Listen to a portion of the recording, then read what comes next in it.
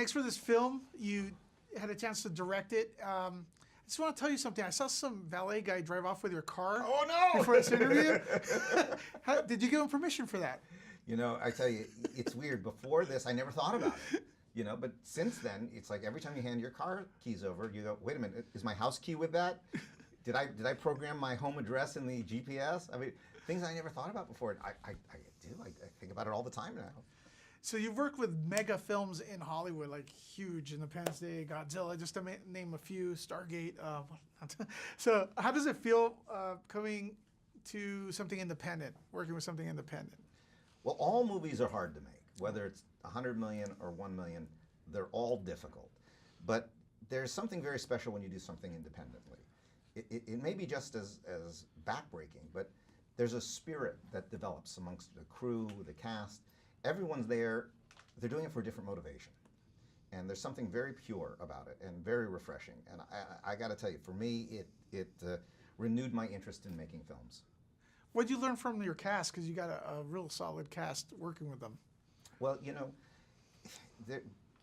as a business, Hollywood has started to shift the concerns about acting, where it's less about the skill level and more about how many Twitter followers they have, or was there a sex tape on the internet, or did they have a reality TV show?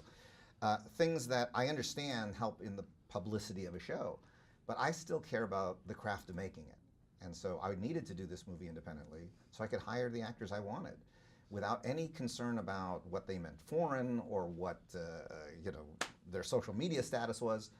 And we ended up with two incredibly gifted performers. And that's a game changer for me, to have people who could do anything on set. And you know, it's an interesting thing I've only learned in the last few years, but mediocre actors, if I give them a note, they'll fight me on it.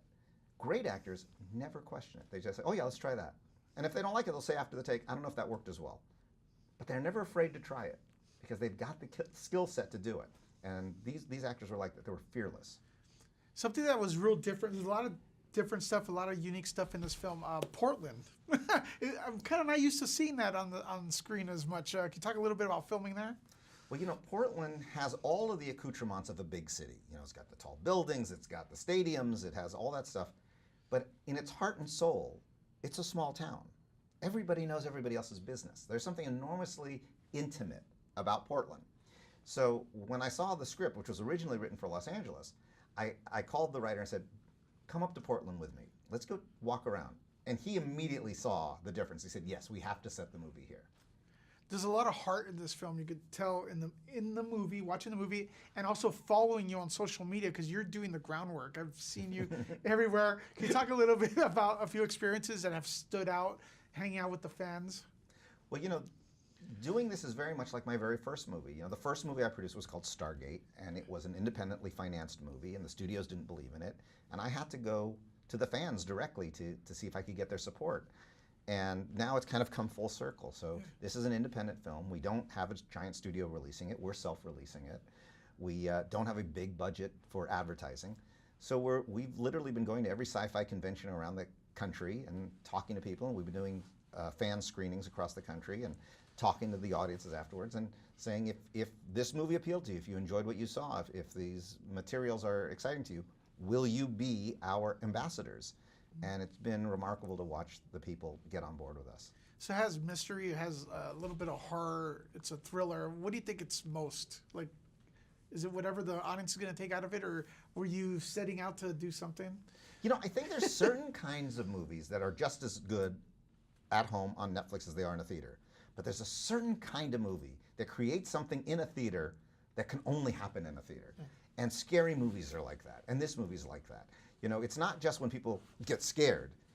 It's when they laugh after they got scared because they're embarrassed they got scared in front of other people. And then those people laugh at them and they laugh back at them.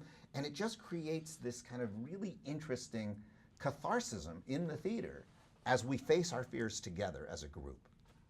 What's next? My last question. Vacation. I'm exhausted after marketing this movie. I thought you were making a movie called Vacation. I was like, my kids will probably make a movie of me on vacation, I'll tell you that. Is it going to be a thriller or horror? Just don't lend the car keys to the valet. You know, I really don't know what's up next. We have a TV series that's coming out this summer, very proud of that. But for me, the next film I take on, I don't know yet. I'm so focused on releasing this picture, and that's going to happen in the next few days. And once it does, then I'll start thinking about what's next. Thank you very much, man. Thank you. Thank you, man. Nice seeing you.